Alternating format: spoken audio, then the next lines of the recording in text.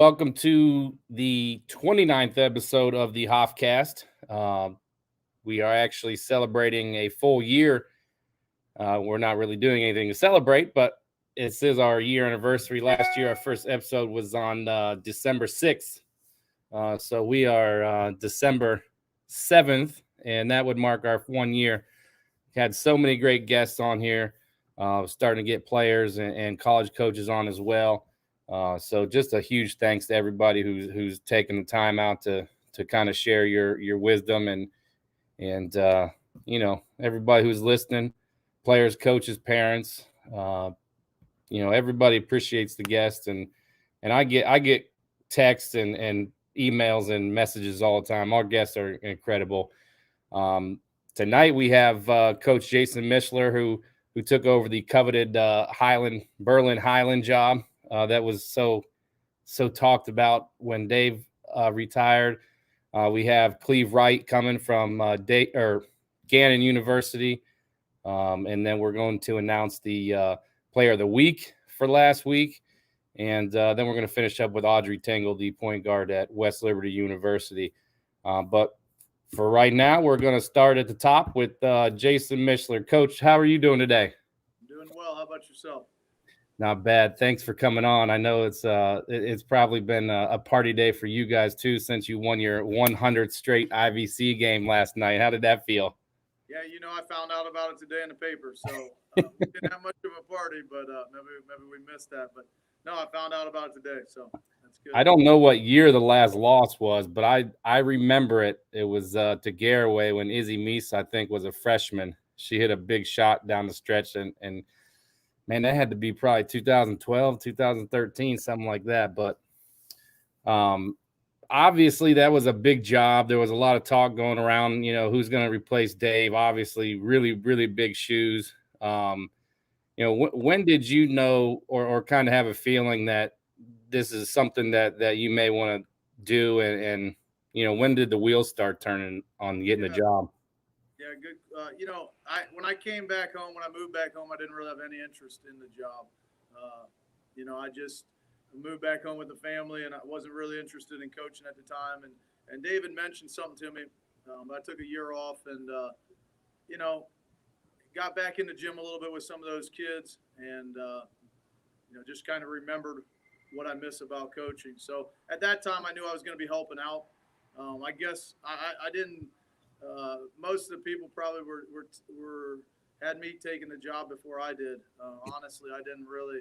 It wasn't something that all of last year I knew he was retiring, but our focus, and Dave, to his credit, was just on the kids and getting those kids to what to achieve their goals and to do those things last year. So, all the way through the season, we just never talked about it. It wasn't something that we, as a staff, thought about. It wasn't something that I thought about. And then after the season, obviously, things came around. So. Now, obviously, following in the footsteps of someone like Coach Slayball, who's quite possibly one of the best that's ever done it. How do you kind of take the program and put your own twist on it or your own flavor but knowing in the back of your mind that the program is in a pretty good spot already. Yeah, it's a unique challenge. I think I guess I can't say I try to be myself. I am myself. I think there are definitely a ton of things that Dave did here that we've established, that he's established, that we're just trying to keep those things going. But I think, like every season, Dave would be the first person to tell you, every season is different. You have to start something different. You have to take a different approach. You got to figure out what works for this group. So while we're carrying over a ton of those traditions, whether me or Dave as the coach this year, we were going to have to make some adjustments. We were going to have to do things differently from an X's and O's standpoint. So, I don't really, honestly, I'm so deep into this thing. I don't ever give that a thought as to, am I changing something? Am I not changing something? I'm just trying to do what's best for the kids right now. Let's talk a little bit. There's several things that I want to kind of get into over the next 10 or 15 minutes, but obviously there's a big roster turnover. You guys graduated all 5 starters. All 5 of them are playing scholarship college basketball. So that's gonna, a big change for you guys. Who are some of those kids that we're gonna get a lot more of a look at now, and are gonna have a much bigger impact on the Hawks? Yeah, I mean, I think obviously, one of them is Ayla Miller, who is, a big kid, played behind Zoe and Kelsey, and before that Kendra. So she's obviously, people know who she is. She's done a good job for us. She's helped us win a state championship, and but I think her role is definitely increasing. With that comes a lot of pressure and some things, but her and Jenna Troyer and Tegan Harris are all 3 seniors. Those are kids that, for me, have been able to stick it out and work their butts off, maybe not getting the playing time that they had hoped for with those older kids in front of them.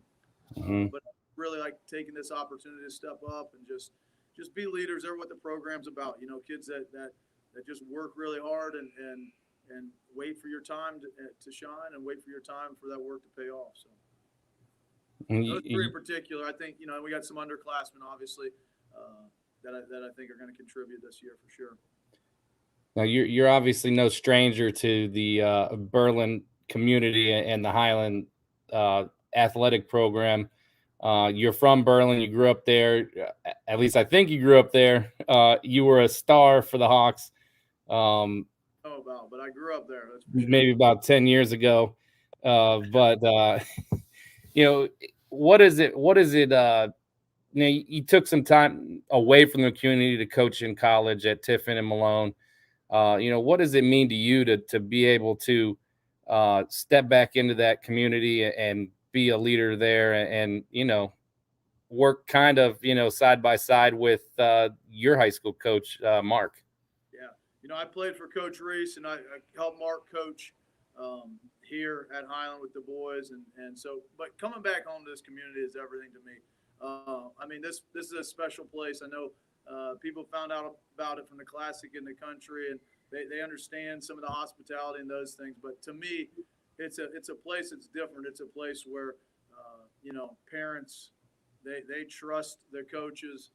A place where the parents really supportive, but they want their kids to be pushed to the max. And you don't find that everywhere. You have an administration that's super. They understand who I am and what I'm trying to get out of them. I have some different ways of doing it that not everybody agrees with, but it's just it's home to me, and people, for the most part, I feel like they understand what I'm about. And so it's just great to be back here. Now, when you were away, you coached at Malone and Tiffin. I remember very, vividly your time at Malone. You took them to, I don't know the record specifically, but I know that you took a program that had a losing record, and then, if I remember correctly, made a heck of a run in the postseason, and upset Ashland and maybe somebody else that was the top seed. But you were on the brink of a national tournament. What are some of the differences? Obviously, some of them might be pretty major, but coaching at a college program and then stepping down to high school. Yeah, the biggest difference, and I think a lot of people would say this is just a shot clock. I found that out right away. One of our early games this season, and even though I've been coaching high school for a while, you forget, if you have a great scout in college and you've got some of their player tendencies figured out, they only got 30 seconds to shoot the ball. In high school, a really disciplined team, man, it still comes down to that pressure defense, because you might take away, what they want to do, those player tendencies, but a disciplined team is just going to hang on to the ball and, try to put the refs in a tough spot to make a call. And so, for me, the biggest difference is the shot clock.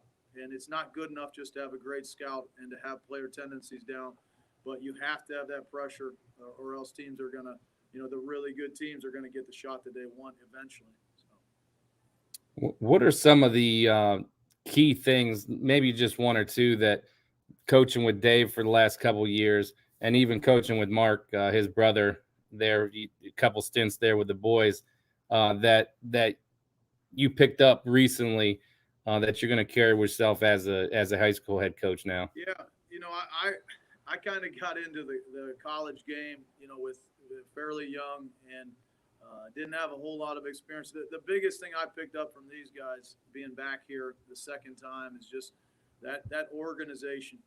From you have I guess a map, a game plan for success that a lot of people look at during the season, but I think for them that game plan is all year round. Okay, this is what we're doing at this time.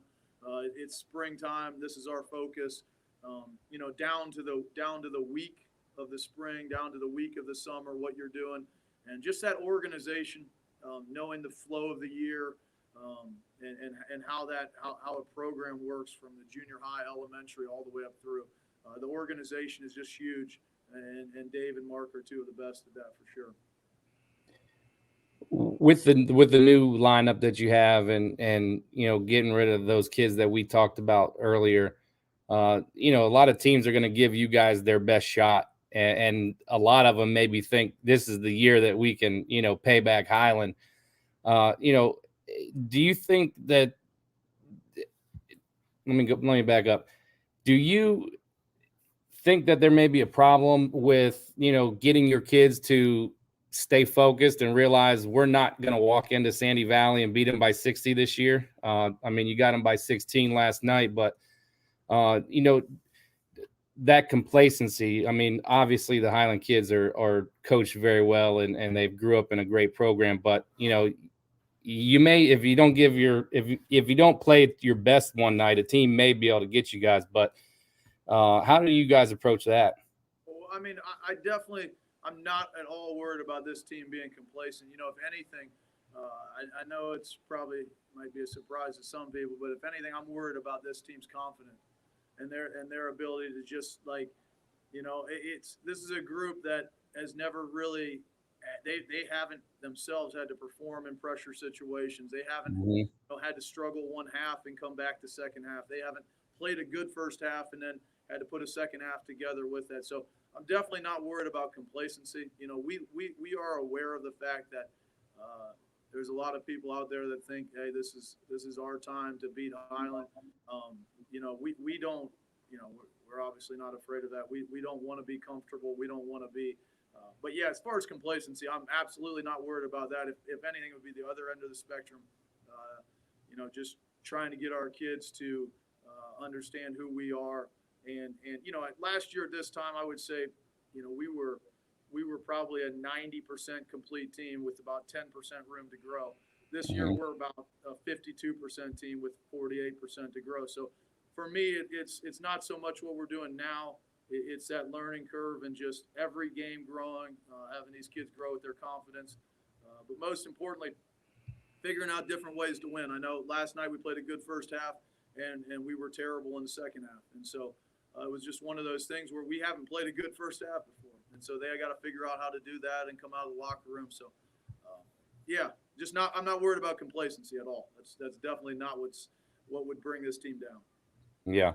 Now the schedule hasn't changed a whole lot. You still got the roster's changed a little bit, but the schedule is still going to be a bruiser. Does that excite the kids still that we're not changing anything about who we're playing? We're still taking our shots at the best. And then obviously the first game, they're not used to losing by 20. It's just not something that a Highland team is real accustomed to. Was that kind of an adjustment that you guys had to make, or did they take it in stride? It's just, it's funny because I think people have such short memories. It wasn't that long ago. I think 2 years ago, 3 years ago, they went down there to the same tournament and got beat, fairly bad. I forget who that team was, but it's Centerville or Circleville or one of those two. But it was just, it just that stuff happens, and we weren't at all ready to play at that level. We just weren't, and I don't think it was anything that the girls did wrong. I think I could have done a whole lot better with some prep and stuff. But we're not backing away from any schedule stuff. We're not afraid of losses. That's what Dave's always been about. That's what Mark's always been about. I know people see the record and they expect you to win, but our biggest thing is preparing for the end of the season, preparing for a tournament run. And, so I think the kids are excited to have that schedule, but I also think, honestly, I would think they're probably a little scared. We don't know what we're getting into.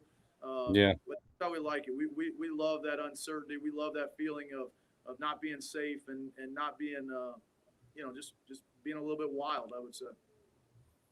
Now, this is something that I would like to cover again here in what, a month around the Classic time. But you did play for Perry Reese. You mentioned that earlier. The whole Classic is centered around Perry and what he stood for, and the court's named after him. Again, something that I would love to talk to you about more in the future. But could you just kind of talk about what it was like to play for Perry, and how you still carry that with you today? Yeah, that's the whole reason I'm here is for me, it was the experience that I had with a coach who, you know, took a little wild kid that wouldn't listen to a whole lot of people and was able to kind of mold him into somebody that, had a little bit of respect and could follow a team rule and do all those things. For me, that made all the difference in my life. So, playing for him was the best experience of my life. Knowing him was the best relationship I've ever had. So yeah, to be back here and trying to carry on what he started. Mark and Dave would both tell you we're running his program. We're whether it's guys or girls, it's his program. So awesome. Now, I cannot get you out of here without mentioning the beard. I mean, back in the spring, it's gone as soon as it hits 70 degrees. I'm pretty sure we hit 70 degrees probably about 50 times. Really, and it's still here. What's the plan, man? I'm a big fan of it, but are we gonna see you with it forever?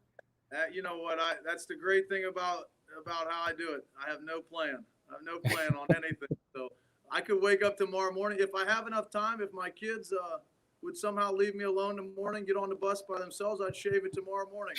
And if I didn't have this interview tonight, I might be shaving it now. Who knows? But it's just there. I like it. It's kind of how I feel inside. Just a little wild and let it go. So I certainly appreciate it. What's that? I know that you know what I'm talking about. Oh, absolutely. But I can tell you right now, I had no plans on shaving mine at all. There was no if I had free time, it's gone. That wasn't until I actually did it. At this point, the Hofcast logo looks more like you than it does me. That's not good for you, my brother. Jason, man, I appreciate your time. I know you're busy. You got those little kids, and tell Michelle I said hi, and I'll definitely be seeing you guys soon. You got it. Thanks for all you do for girls basketball, man. We appreciate it. All right, we'll see you soon. All right, and tell Cleve I said hi. I think he's getting on here next. So. Oh, you can tell Cleve you said hi. Right there he is. Oh my goodness! Look at that thing. You look a lot better, man. You cleaned this program up. The Bob. Hey, I'm out of here. My phone's about to die. See you, brother. See you, Jason. See you guys. Well, there's all the intro you need. We got Cleve Wright from Gannon. How are you doing, Cleve? Great, doing great. It's early in the season, and somebody just talking to somebody at meetings that aren't with basketball, but they don't understand. They're like, yeah, is your season about over? I'm like, you clearly. You're just getting into it.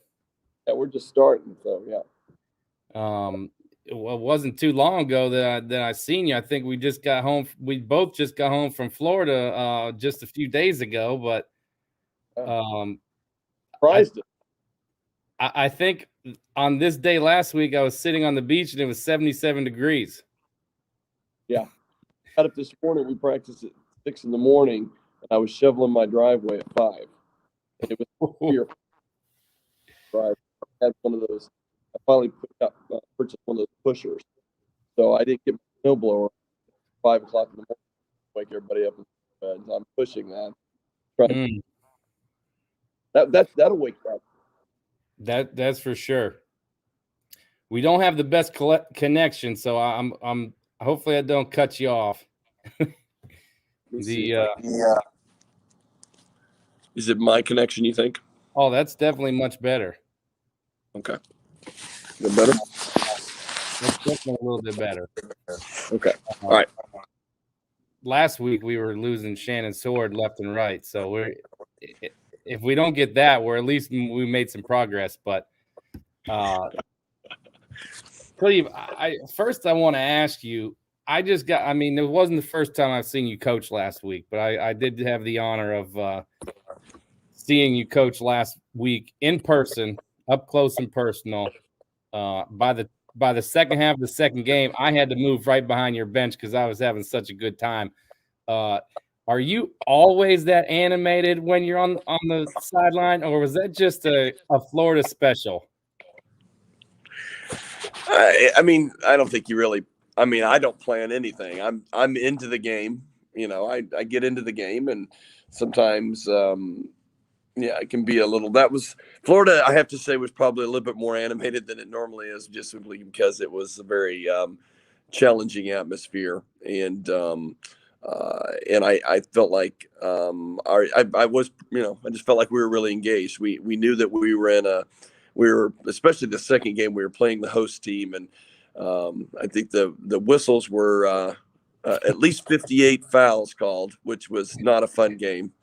And how many ever turnovers? See, that's got to be between 80 and 90 whistles in a college game. And so, you know, if I think you were there, and in the second half, I wasn't animated. I just sat down because I was like, if I don't sit down right now, I could get a technical foul, and that we would lose the game by a point. And I'm like, okay, no, I'm just going to sit down. I'm still going to talk, but I'm going to sit down. There was a point in that second half when you were stuck to the bench that there was a call that was so egregious. You literally jumped up, walked about 6 feet down towards the baseline, then thought, I'm going to go sit back down. My girls were teasing me about that one, I guess. Yeah. I will say this, and I think I did say it on Twitter. Down there and even up here, I mean, I've seen about 10 college games already. The officiating is so bad so far this year, and I just can't figure out why. I mean, well, you know what's funny, because you can get a really good game, and then you don't. And I think it really comes down to combinations of people. The referees are, I think, out of sync, and so sometimes you have these combinations of three people, and they're still trying to figure out. It really is a team. An officials, that really is a team, and some of them will work really well together, and they'll be very consistent in what they call, and then some struggle to connect with each other and struggle to be able to call a game that you can get a rhythm to. And, you know, certainly we had a couple games in Florida that, well, one game in particular that wasn't, I wouldn't think they would say that was their best game. And, you know, it just happens. And so we have to, as coaches and as players, to be able to adjust to that. And sometimes that can be, as you saw, tougher than others. There were 4 times down in that weekend, and I don't know if all 4 of them were during your game, but I think the last one for sure was that they started the game before all 3 referees were paying attention. And the last time the Florida Southern girl had fouled out, and they didn't even put a kid in the game yet, and they started the game, and it was the coach was just fired up. It was unbelievable. But I mean, that just shows you how out of sync they were. Yeah, I'll never forget. There was a steal, and you ran down the bench like it was a punt return, like you were like an NFL coach was running with their punt returner for a touchdown. It was great. But I got to ask you, because this is not your first go around at Gannon. Your first tenure there, you had them playing, with the best teams in the country, ranked top 10. Took a couple years and went to coach D1, came back, and now you got them back in the top 10 again. What is maybe just one or two things that you're just so focused on that allows your teams and your programs to be successful, non-negotiable? Well, I mean, I would go to our pillars. The pillars of our program is TLC, And, a lot of people think TLC stands for tender loving care, because a lot of people, that's a common thing. But Yeah. for us, it's team, loyalty, and commitment. And, and those pillars are very, very important to us, and, when you're talking about being on a team, you're going to be your best teammate. You're going to be all about the team. And so we have these things, and, loyalty is we're going to speak positively about our program. We're going to build our program up and our teammates up, and all of that, and be very aware of that, aware of what we say. And I mean, a constant thing that I'm telling our players is everything you say or do either builds us up or tears us down. There is no in between with it. And so you have to be aware. You have to take responsibilities for your actions, take responsibility for your words. And then the last one with commitment is, a full investment of your time, of your choices, of your effort, of your attitude, a full investment. And, and I think, when we talk about those things, I think it's really, really important. The thing I'll share with you, just because you asked this question, and it comes to my mind, and is when I first took the job back over again, we had our first team meeting, and I was sitting in the meeting, and I was kind of, I was recruiting the players that I had, they're my team now. So I'm recruiting them. I'm talking to them like I'm recruiting them, and telling them what my philosophy is and all this stuff, and just going through. And one of the players at the end of the meeting asked me, said, "So coach, what's the most important thing to you? Like, is the defense the most important, or offense? What is it?" I said, "The most important thing to me is how you treat each other in the locker room. Because how you treat each other in the locker room when I'm not around, when nobody else is around, is going to show in our defense. It's going to show in our offense. It's all of that." I said, "So your relationships with each other are, for me, as important as any X's and O's I can draw up. Our culture is, we are going to be a team. We're going to be close. We're going to care for each other." I just think that, that's really, really important. There's two R's that we emphasize in our program. All right. Relationship and results. And you can't start with results. You have to start with relationship. They're both equally important. They're both equally emphasized. We emphasize them at a very high level, but we do not start with results first. You have to start with relationship. So, and I think our kids have bought into it, and really believe it, and believe in it, and that's what they want to be a part of. So I've been very blessed. And see, this is why I wanted you on here. Since the first time that we started talking, when you took the job the second time, you just come off as and I'm sure you probably, hear this all the time, or don't want to hear it. You have a lot of wisdom. You come off as a very calm and wise voice. So here, this question is probably going to be the toughest one of the night. Obviously, you guys lost this week. You were in the top 10. How do you address the team after, there's no way that loss isn't a tough loss to take, being nationally ranked. How do you address the team, and how do you kind of get them to move forward from a loss that, probably really hurts? Well, first of all, I want to address that you said I was super animated and crazy. Then you say I'm calm. I just don't know if you really know. Well-rounded. There's a time for everything, right? Exactly. But to your point about this week, on Friday, our team was disappointed. But I think the good thing that happened after our game is that our players turned into each other and not away from each other. And we constantly are emphasizing that, when things get hard or difficult, we need to turn into each other. Turning away from each other is going to isolate you, and we don't want to be isolated. You want to make things even harder, isolate yourself. Yeah. Don't do that. Let's turn into each other. And that wasn't even something that, like, I found that we played back to back on Friday and Saturday. We were on the road. So we're in the hotel Friday night after the game, and our players are having, meetings. They're talking to each other. They're talking to each other about the game, because we have another game the next day. And so seeing them do that, and quite frankly, my conversation was, and I've kind of been saying this all year, we really haven't been playing our best. We've been playing. You saw us in Florida, and I think in Florida, I think we might have played 15 minutes maybe of what we could be. And to be honest, I heard Jason saying it right now. We want to be playing well enough to win, but do we want to be playing our absolute best right now? I don't think so. I don't think you want to peak early. So I'm not concerned about it in that case, because there's glimpses of when we play like it's like, oh crap, this could be, we could be really good.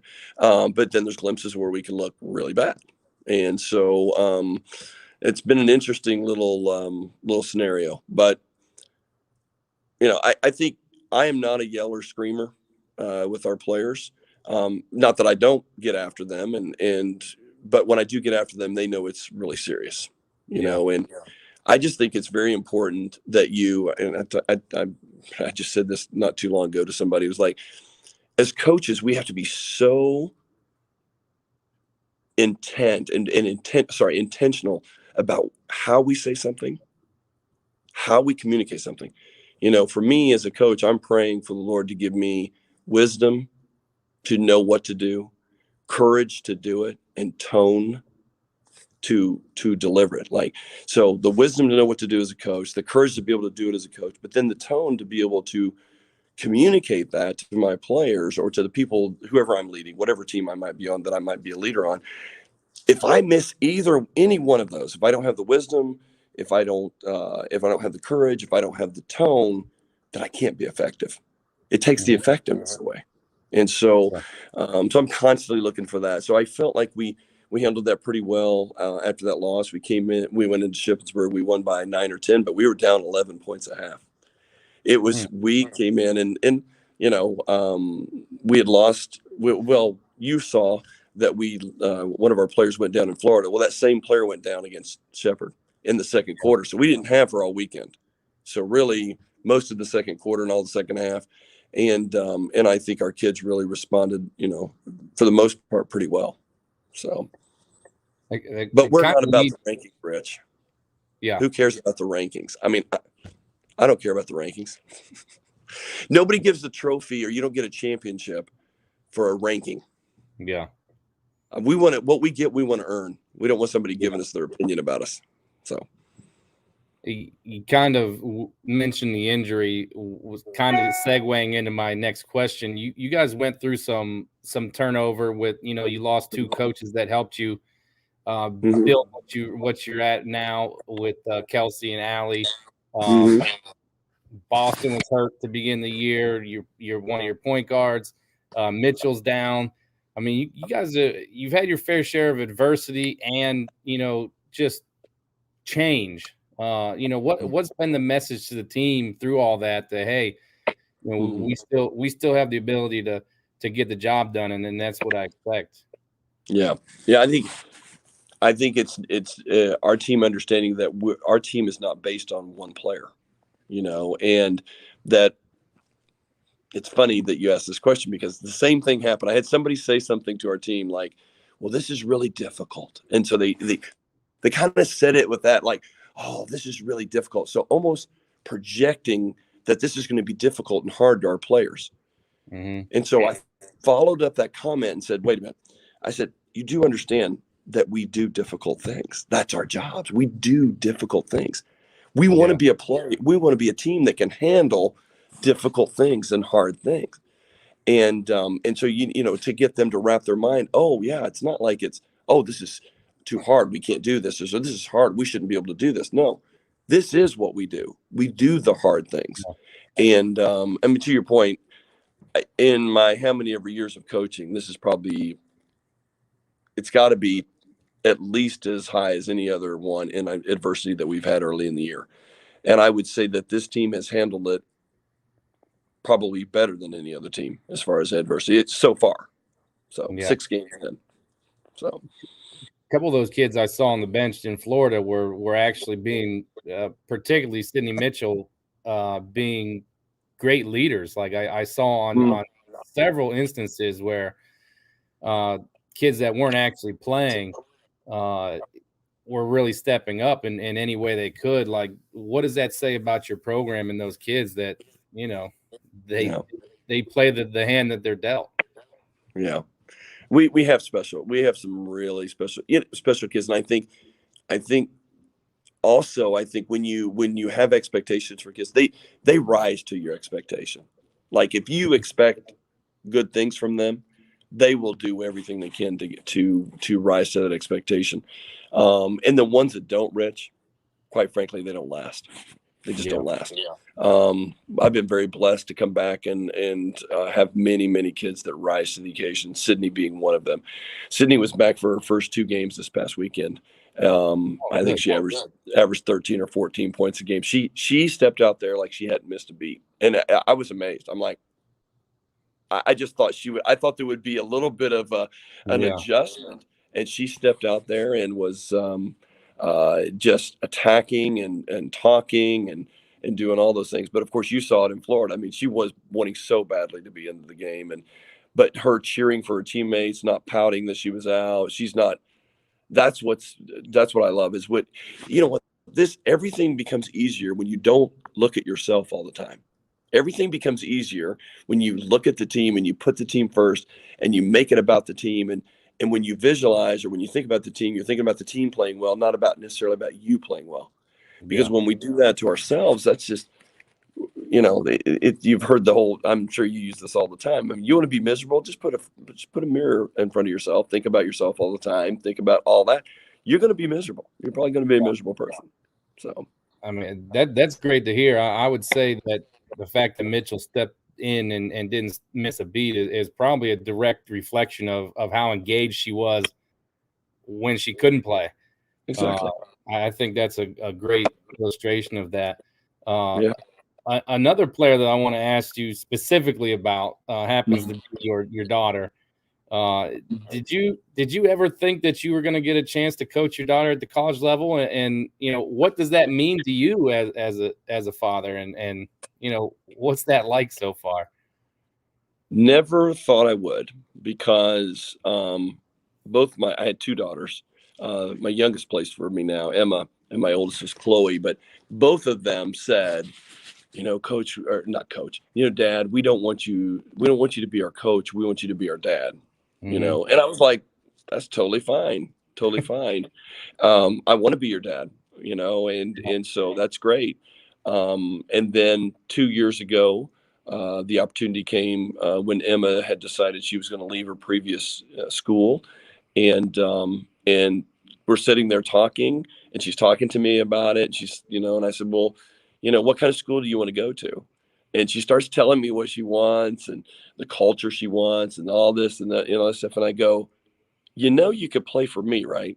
Like, I would take you on my team. She goes, really? And it's like she just forgot what she had said before. And I'm going, of course. I said, but I'll just start recruiting you now. I'm gonna talk to you. I'm gonna start recruiting you now. And then she ended up committing and coming to us 2 or 3 weeks later. And I tell you what, it has been, I love coaching her. And I love her. Obviously, she's my daughter, but I love her as a player. She is an extremely hard worker, and I think she's a great teammate. I think her teammates love her, and I think there's some kids that couldn't handle it. They wouldn't be able to handle it as well, but Emma does a great job handling it, because she's also, I think she's humble. She has humility, and she, and I mean, literally, she calls me coach all the time.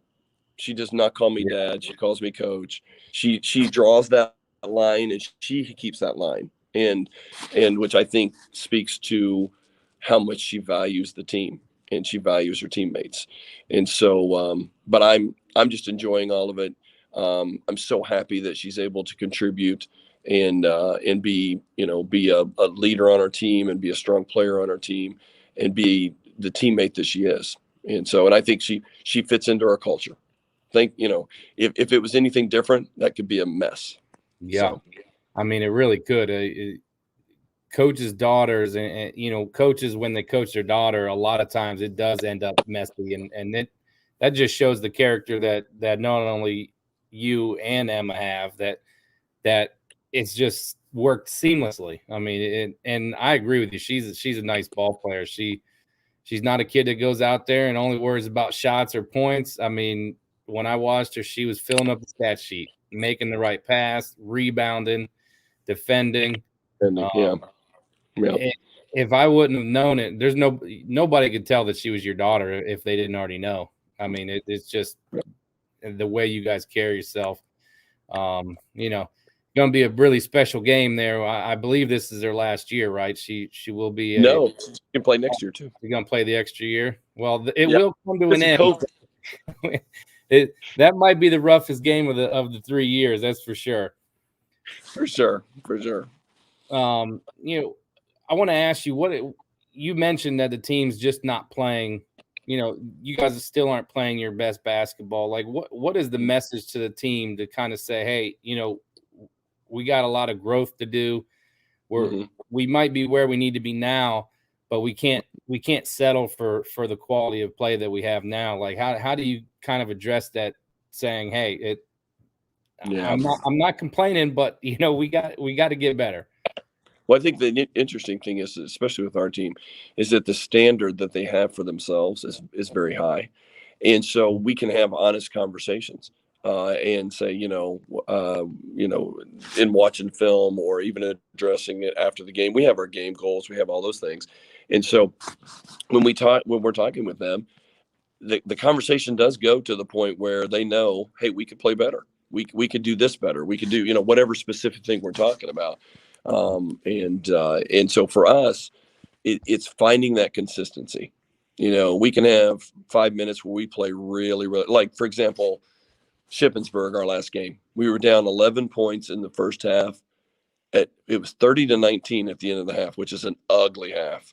And we turned the ball over 15 times. We went into the second half. We turned the ball over a total of 3 times and scored 49 points. So we are a big believer. Like I tell our team all the time, if we can do it for 5 minutes, that means we can do it for 40. So, are very close. And so our goal is to try and increase those number of minutes that we're playing at that high level. And so, and that, I think that keeps them focused. And like I said, we played. Certainly, we're not happy that we lost on Friday, but we weren't happy with the games that we were winning. We're happy we won. We were happy we won, but we were not happy with how we played. And what we want to do is elevate our standard to the standard is not to win. The standard is to be the best team that we can be. Yeah. Period. And so, I mean, once you take the winning part out of it, and it becomes a standard, the result that you want is we're going to play the best we possibly can for as long as we possibly can. Now it doesn't matter what yes, time and score is important in certain situations, but you're not looking at the scoreboard going, oh, we're up 10 and we don't have to play as hard. No, we should be continuing that standard. So, and I can attest to that. I got to talk to Boston after the first game down in Florida, and the message wasn't, oh man, we won, or even it wasn't even, we've had such a great time down here. It was the first thing I think she said was, we didn't play real well. And I mean, despite winning, that was the message, when she spoke to me, like, we got so much more that we can do. So that definitely carries over to the players. Coach, one big thing that I like to talk about with college coaches, because I'm so active with high school student athletes that are being recruited. When you're out recruiting, what are some things that you are looking for? I don't have to go through the whole spiel of kids don't really realize what you're looking for, but let's just skip to the part, when you're out there on the baselines at an AAU tournament or even at the NEO showcase, like, what are some things that you are keeping an eye out for? Yeah. I think, there's going to be certain players that catch your eye because of skill, because of athleticism, because of those things. And those are things that, you can control your skill because you can put time in. You can't control your athleticism. Okay. But the other thing you can control, and I'm saying those things will catch your attention as a college coach. They are the what do you want to say, the glitz, they catch your eye, but they don't keep your eye if you don't have a great attitude, if you're dropping your head when you make a mistake, if you're talking back to the coach, if you're being lazy, or whatever. I mean, like I said, and that's what I tend to do. Somebody will catch my attention, and then I might watch them a little bit longer. And it's kind of like I tell our players, offense may get you on the floor, defense will keep you on the floor. Okay, so skill may catch my eye, but you better have a great attitude. Okay, you better be, being a great teammate. And again, the other thing too is depending on what position I'm looking for. Like if it's a post player, there's certain things I look for in a post player that fit our system. If it's a guard, I'm looking for certain things that fit our system. If it's a point guard, I'm looking for certain things that fit our system. But the most common things are they competitive? Do they want to compete? Do they want to play hard? And do they have a great attitude? Are they being a great teammate? Because players will win you some games. Great teams will win championships. And we want people who understand, or at least have the ability to understand how to be a great teammate. I got 2 more recruiting questions. The next one's probably going to be pretty simple. Okay. The opposite of what you're looking for. What are some things that if you see in a player is an automatic no, crossing that name out? What are some of those things that kids should probably avoid, at least when coaches are watching? Quitting, stopping, disrespect, being disrespectful to officials, disrespectful to the opponent, disrespectful to their teammates, disrespectful to their coaches. I don't have the time to mess around with that. No player's good enough for me to put up with that. No player. I don't care who it is. Why would I put up with that? Yeah. I mean, that's an automatic no. Laziness, automatic no, because it's just, I tell a lot of players when they come here or when I'm recruiting them that this will be the hardest thing you've done in your life. You will do things that you didn't think you could do. Okay. And it needs to be, it needs to be that way. And so, those things stand out to me big time. And I think it's just so important. And it's funny because most of that, if not all of that, is character based. Mm-hmm. So. Okay. Last recruiting question. And this is something that I talk to my kids about quite a bit because I want them to be successful and when they get to the next level, get on the floor. As a freshman, generally they're not expected to come in and be a leading scorer or probably even somebody who should have to put up a ton of points at all. But what are some things that could get a freshman on the floor other than, they think it's all scoring points, but we know that that's not the case.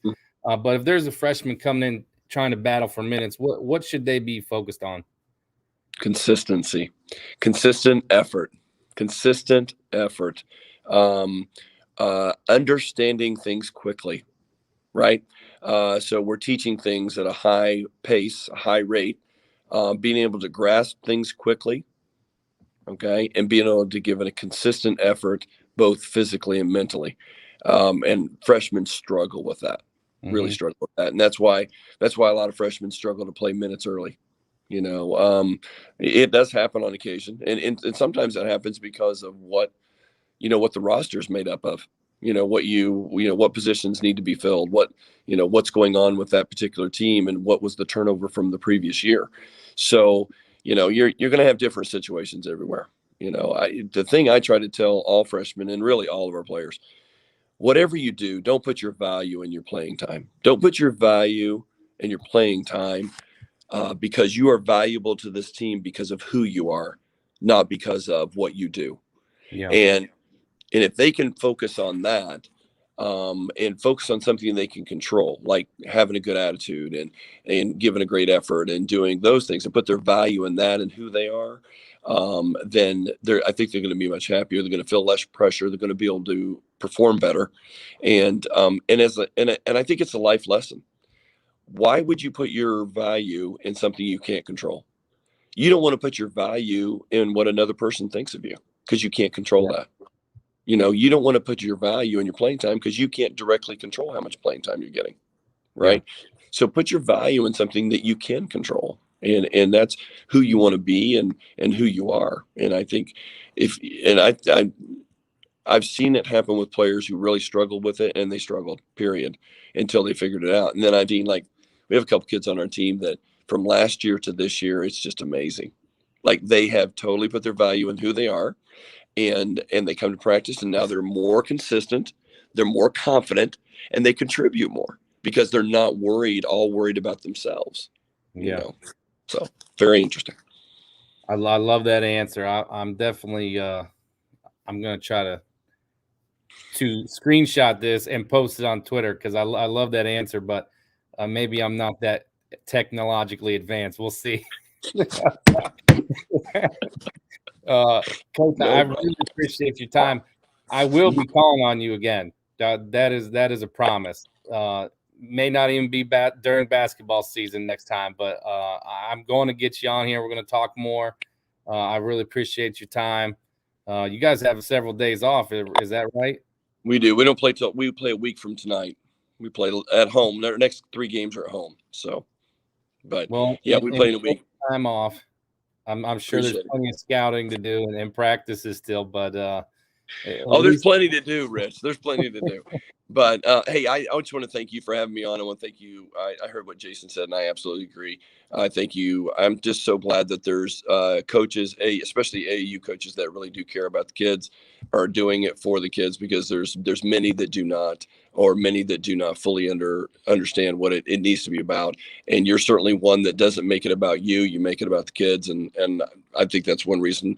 It's got to be the main reason I like talking to you, being around you, because I know that's who you are.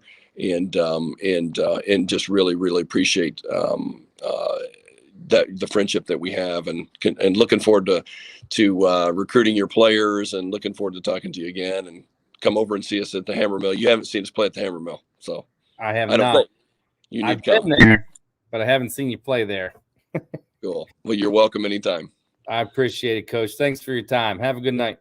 All right, buddy. Night, everybody. See you. What a great guy. I will definitely be having Cleve on again. He's just outstanding. We're going to kind of switch gears now, and I'm going to hold off on the player of the week until a little bit later. But we're going to move to our next guest right now. She's a little reluctant to be on here, but I don't think I gave her the option. Right, Audrey? Kind of. Hi, Rich. I did give you the option to wait. But tonight's the night, and I know you're little. These aren't your type of things, but Audrey, the fact is you have a lot that kids can learn from, and I want them to hear some things straight from you, because it ain't the same coming from me. I can assure you that. First of all, kind of your calling card on the court is your toughness and your physicality, and some may say you're 5'6" or 5'5", but you're probably more like 5'3". Debatable. but yeah, definitely a smaller guard. You're on the smaller end, but you literally almost every year you've ever played basketball, you may have been the leading rebounder. I mean, we're going all the way back to probably even before I knew you, but certainly at Ridgewood. Maybe not every year at West Liberty, but probably more than not, if I had to guess. What is it about that aspect of wanting to be a complete player? And there's other kids that are your size. Like, what is it about that just makes you want to be that tough player that plays 40 minutes on both ends of the floor? I mean, the biggest part that I think I appreciate the most is finding ways to contribute in every aspect of the game. A lot of players think it's just points, and that's not necessarily the case. Getting offensive rebounds is just another way to gain another possession for your team. And I think finding ways to provide more than just points and more than just scoring gives your team that extra edge, which is so valuable and sometimes underappreciated. And I don't think a lot of players realize how important that can be in helping your team succeed. So I think it's just finding ways to develop skills and develop talents that help your team. And it's not necessarily just focusing on the scoring aspect. Do you think something like the way that you rebound and stick your nose in there, is that something that players are just born with, or you think that that's certainly something that they could pick up as they go? I think it's definitely something you can pick up as you go. It's just, I've learned to kind of make the reads and try to identify where the shot's going to go and just kind of put yourself in the right place at the right time. And if you practice that, it's pretty easy, honestly. Can we give Caleb any credit for making you tough, or? No, 0. Actually, a little bit. Yeah, he did. We played one-on-one a lot, and he wasn't nice ever. Well, I'll make sure I thank him next time I see him. Another thing that you're lefty, and as you know, you were my first point guard in AAU way back in 2015 Oh my goodness. and 2016. So we certainly have our experience, and I know your game pretty well. But the one thing that you kind of have struggled with through the years is using your offhand, which for you would be your right hand. You've gotten better at it. But what's some advice for some of these younger players that, how important is it actually at the next level to be able to use both hands? Yeah, for sure. I think the biggest thing is recognizing your weaknesses and what you're uncomfortable with and working on it to make yourself comfortable in those aspects. A huge aspect in the college game is scouting. You prepare each game for the team that you're going to play, and coaches will adjust your game plan according to players and personnel, right? So, for instance, like with me, a lot of coaches will try to force me right because that is something that they think can slow the pace down of our game and can help them. So it's huge to recognize your weaknesses so other coaches can't use them to their advantage, essentially.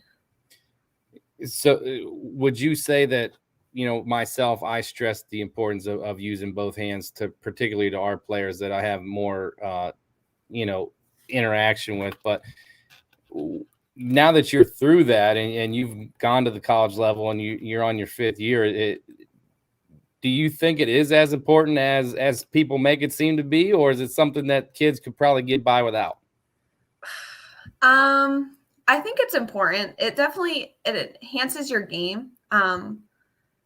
And I think in that respect, it definitely helps a lot. I know if I didn't have a right hand at all, I would struggle more than what I have been on the court. So I think it is important for sure. And another thing that I know that every kid struggles with, and some more than others, but as far as like recruiting goes, I remember with you, there was a situation where a Division I school came to watch you, and you literally had a triple double, and they walked out of the gym and said they're not interested.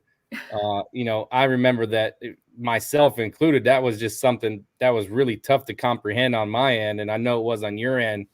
But now that you've been through that, you found your home and you've been very successful at West Liberty. What would some of your advice be to kids, like, during the recruiting, during those times where it's confusing and disappointing and you just can't, you feel like you're never going to figure it out? Yeah, I remember just like, obviously, like I've grown through it. I have the experience now and I understand it better. The biggest thing is just remaining true to yourself and not losing confidence. I know in those times of like confusion, it's really easy to just lose all hope and feel like you're not good enough or you're not doing what you need to be doing to be putting yourself in those positions. But more than likely you definitely are. So it's just important to continue to strive to reach your goals and staying true to yourself and continuing to put in the work, because that's the most important part, is your work ethic. And that's what a lot of coaches will see. And the ones that do notice your value and do appreciate it will come and find you. So you just have to remember that. One of the things that you've had to deal with, even well into high school, was being the focal point of defenses. And And I'm sure you can probably remember a couple games against Highland where they just made your life miserable in several different fashions. And I'm sure you still experience that to this day. What can you tell kids to kind of get them through those? Because there's a lot of kids that get that type of attention. What helped you get through those tough games where, like you said, people game plan for you and it just makes life a lot harder? Yeah, the biggest thing is keeping your composure. One of the things that I've struggled with in my career, and I still do sometimes, is when the game tries to speed me up. So like getting double teamed or getting pressured in the backcourt more, I tend to speed up my game, which causes my brain not to think as well. And I tend to lose focus on what my next step or what my next motion should be.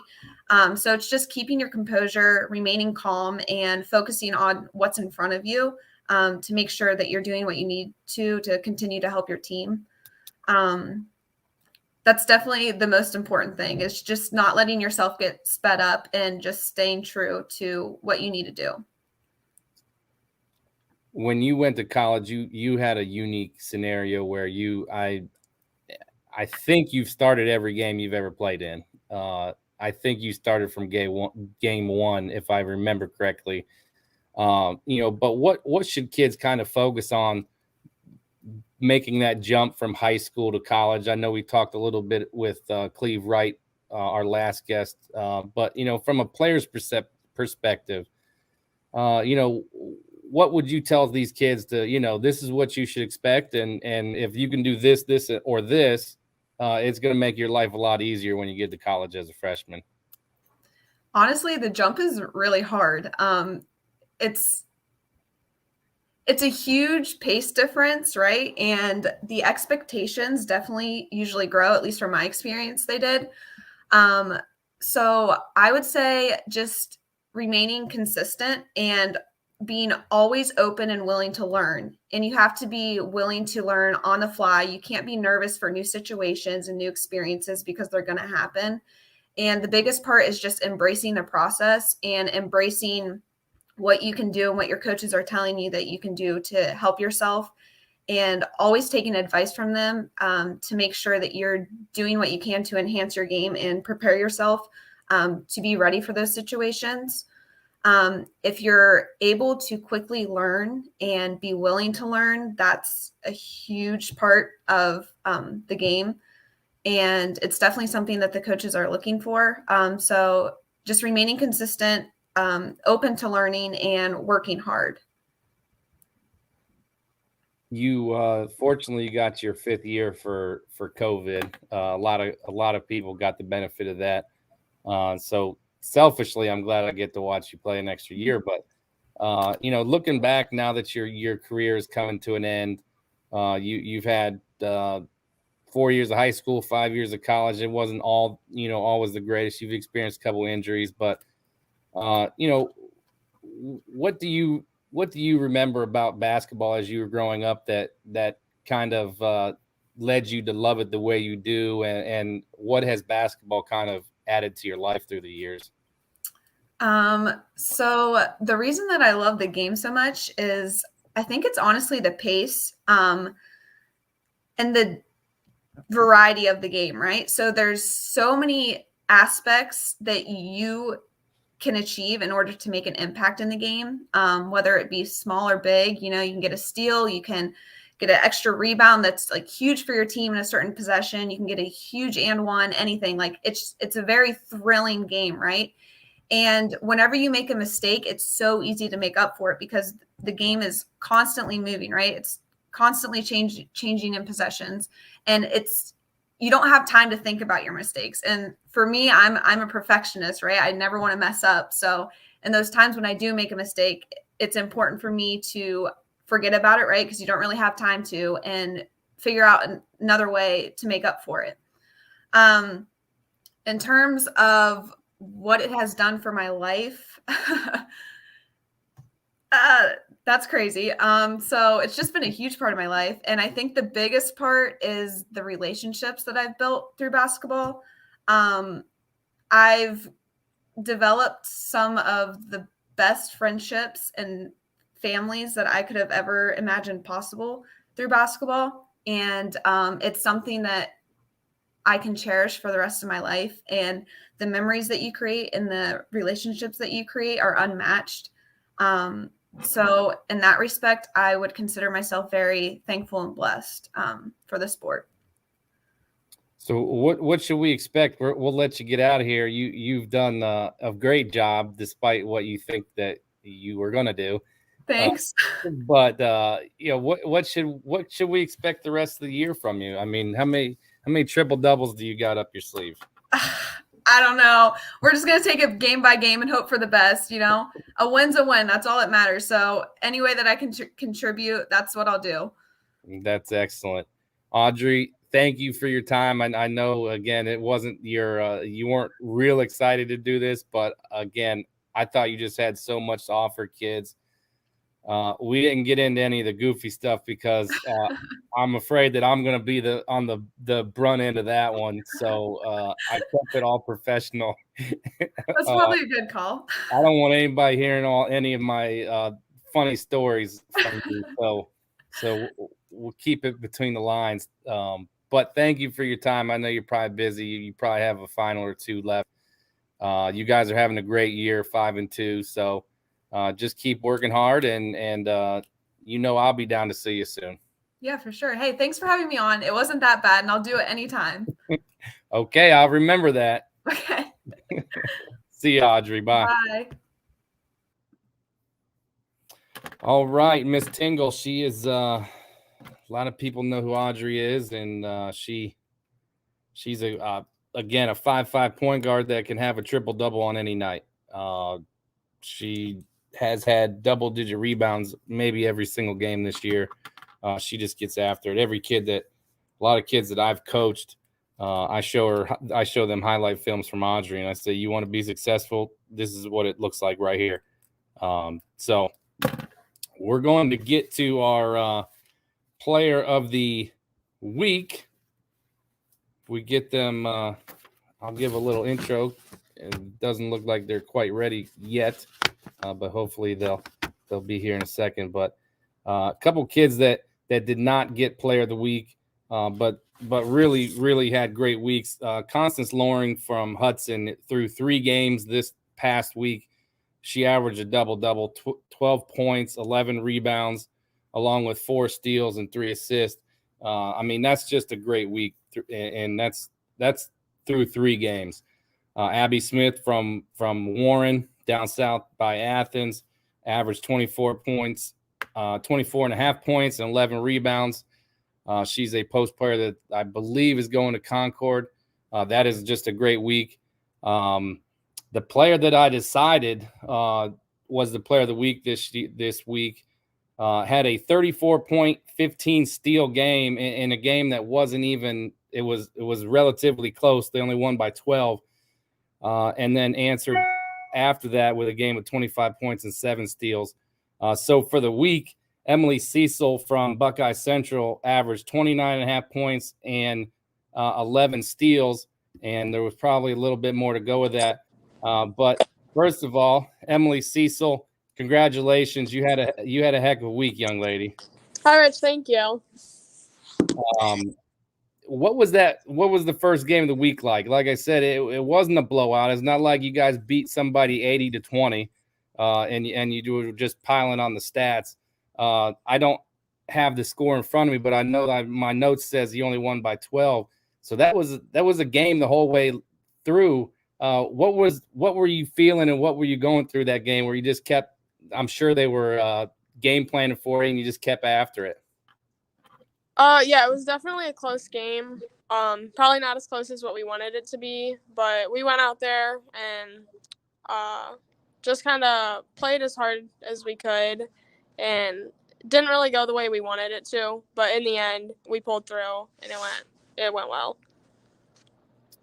Well, you guys started out 4-0. Obviously, you're a very important part of that. How are you kind of dealing with coaches starting to get the word out that, this kid can put the ball in the rim and we may need to pay attention to her? How are you adjusting to that? Yeah, it's definitely different, especially with Chloe out, so that's kind of a big hole. But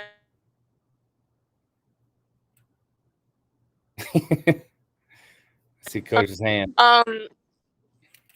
sorry. There's definitely a hole there that I'm kind of stepping up to, and other girls are playing different roles, but we're doing good so far with that. Coach Cable, you guys have a excellent tradition over there at Buckeye Central. You know, a kid that had 22 steals in 2 games, like what? Just briefly explain what's the defense looking like over there at Buckeye Central. That's really getting after it. Yeah, and that's nothing that we do differently from like a scheme standpoint. Emily just has incredible instincts and extremely quick hands. Like we're not doing anything other than playing, straight man in the half court. She'll pick up at 3/4 court sometimes, but she just, watches film and has a good idea of what kids are going to do. And if you spin dribble in front of her, chances are she's going to rip it and go the other way. So that's all credit to Emily. We just kind of keep we want to pressure the ball handlers, obviously prevent teams from getting into their stuff. And if we apply the ball pressure up front, typically that's the case for us. And it's a nice luxury as a coach to have somebody who can provide that type of pressure on the defensive end. I want to go back to that first game of the week we talked about already, but 34 points and 15 steals in a game that probably was never out of reach. Just talk about the performance as somebody who was there firsthand. What kind of impact was that? What did that look like in person? The type of impact she had. It looked like 2007, the Cavs at Detroit when LeBron had 25 straight to close out the Pistons is basically what it looked like, right? So we and you mentioned too that we only won by 12 and we trailed after all 3 quarters, the first, second, and the third quarter.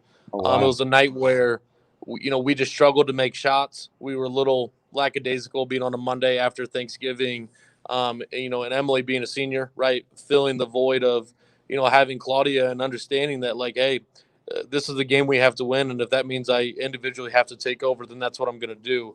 And that's exactly what was displayed. To have 34 points, and obviously, like you said, teams are kind of starting to key in on her, and being at the top of the scouting report. So it's not like we're doing it against teams' third or fourth best defenders. Like she's getting the best kid every night. So yeah, it was definitely fun to watch, and be a part of as a coach. The details I'm getting now is making it even more impactful. The fact that you guys were down at least 75% of that game, and she just kept stepping up and stepping up. I'm really feeling good about my selection for Player of the Week. Right. As far as you guys are 4-0. What's the schedule looking like coming up, and what should we expect from Emily, considering what we just talked about as far as people are going to start really taking even more notice? Yeah, so we played tonight. We were at Mohawk and we did win. So we're 5-0 now. Mohawk played a lot of zone, and we might start seeing a little bit of that just in terms of her being able. It's tough for a high school kid to keep Emily in front. A little bit more zone. We have yet to see any junk defenses, but I wouldn't be surprised if that's on the horizon as well. It's in my coaching notes over things to kind of take care of in practice. But, if I'm facing us and this isn't giving away any secrets, I'm trying to take away Emily and let somebody else beat me right now. And that's easier said than done, though. Yeah. Emily, with the performance that you've been putting out, hopefully, did you get 10 steals tonight, or was it back to normal? Well, I was in a little foul trouble tonight, so not sure what that was, but we still came out with the win. As far as the numbers that you've been putting up and the impact that you've had helping your team get the W's, like what is maybe one thing that you could look at that you're going to have to improve to keep improving your game through the year? Definitely for myself to improve on, maybe just the outside shot and just to look to get better at that. And just to get the whole team involved and get our post players working down there. One more question. I'll let you guys get out of here. It's almost 10 o'clock, and it looks like you're still sitting in the lunchroom. So, as far as your recruiting, are you committed anywhere, or are you still open? What's going on with that for you? Yeah, still open. I haven't really decided where I'm gonna go or what I want to do. So, still pretty open for everything there. Well, I know that I've seen you multiple times. You've been at more than one of my events, and it seemed like every time that I seen you had an impact one way or another. So anybody that is still looking, you are open, for other coaches and stuff. So I'll make sure that I get the word out. Like I said, their janitor got you. But we'll let you guys go. I appreciate you guys coming on, and again, congratulations. We'll get you that $10 Amazon gift card, and maybe you can get some stocking stuffers for your parents for Christmas. All right, thank you. Well, Coach. All right, guys, have a great night. Good luck the rest of the year. Yep, thank Thanks, you. Yep, bye. There we have it, guys. Episode 29. This is the end of a year for us. Great show tonight. We had Jason Mishler on, Cleve Wright, Audrey Tingle, and then our player of the week, Emily Cecil, who again averaged 29.5 points and 11 steals over 2 games last week. So congrats to her. Hope everybody had a good Thanksgiving. I know we've talked since then, but hope everybody's Christmas holiday season is going well. And we'll see you again next week. Going to have a couple another great guests on. Remember, always do something good for somebody. Treat everybody right. And please.